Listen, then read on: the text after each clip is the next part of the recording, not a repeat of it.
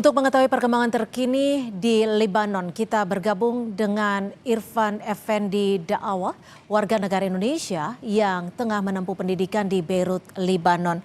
Selamat sore waktu Indonesia, Mas Irfan. Selamat sore waktu Indonesia dan selamat siang waktu Lebanon. Ya, Mas Irfan, sebelum kita memulai dialog kita sore hari ini, kondisi Anda bagaimana? Apakah masih dalam kondisi aman dan juga sehat, Mas Irfan? Alhamdulillah saya aman bersama keluarga saya di sini. Kemarin ketika ada waktu serangan saya di Beirut, cuman untuk pagi ini saya sudah meninggalkan Beirut.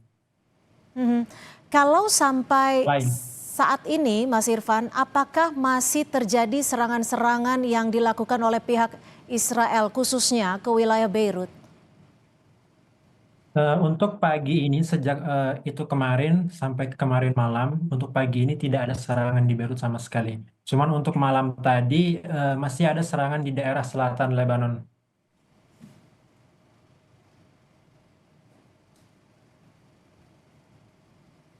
Ya. Ya. Untuk pagi ini, untuk apa hari ini tidak ada serangan sama sekali dari pasukan Zionis. Cuman malam tadi semenjak kemarin kan serangannya dimulai ketika siang hari di jam 1 siang Mhm. dan serangan itu berlanjut terus sampai 10 menit kemudian. Kemudian ada serangan lagi di malam harinya. Cuman itu tidak di kota Beirut, ada di daerah lain seperti di daerah Lebanon Selatan yang dekat dengan di perbatasan sana. Mhm. Untuk hari ini belum ada informasi atau serangan apapun yang dilakukan oleh pasukan Zionis di Mhm. Lebanon. Saat serangan-serangan itu terjadi, ini titik serangannya berada di mana, Mas Irfan? Apakah betul di daerah permukiman dan juga daerah komersil? Seperti yang kita tahu sebelumnya kan pasukan Zionis ini mereka selalu menyerang di daerah selatan di kota Beirut. Hmm.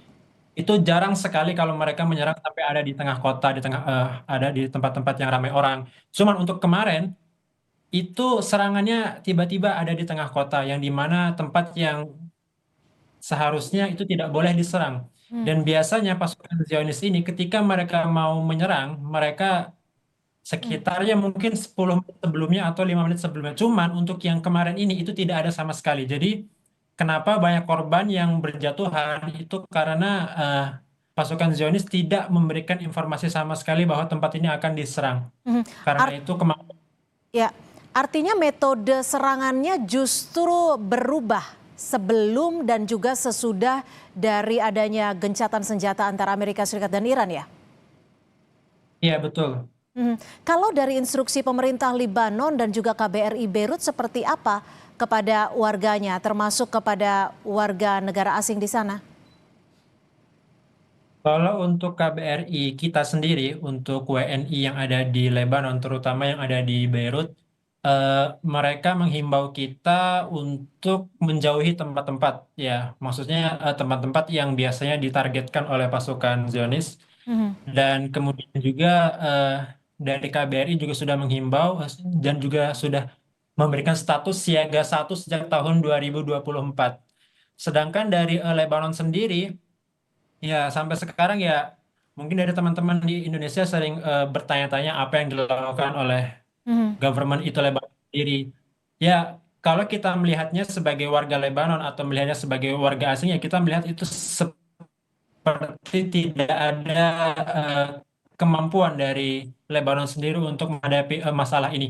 Bahkan hari ini itu semua sekolah diliburkan, ya, Hmm. semua sekolah diliburkan, semua sektor pabrik, kemudian toko-toko semuanya tutup karena mereka memberikan instruksi bahwa hari ini adalah hari duka cita, hanya sebatas itu.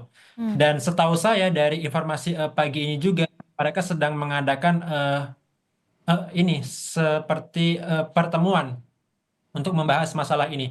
Tapi setiap ada serangan mereka selalu melakukan seperti itu, tapi tidak ada hasilnya. Mhm. Apakah ada himbauan untuk mengungsi ke tempat yang lebih aman karena Anda tadi sempat menyebutkan bahwa serangan yang terakhir tidak diinformasikan seperti sebelum-sebelumnya? Ya, bahwa apa setiap ada serangan, semua apa himbauan itu, semua peringatan itu bukan dari bukan dari apa Lebanon, tapi dari negara sebelah. Mhm. Jadi semua informasi yang diterima bahwa nanti akan ada serangan di tempat ini itu bukan dari orang Lebanon, tapi melainkan dari negara sebelah.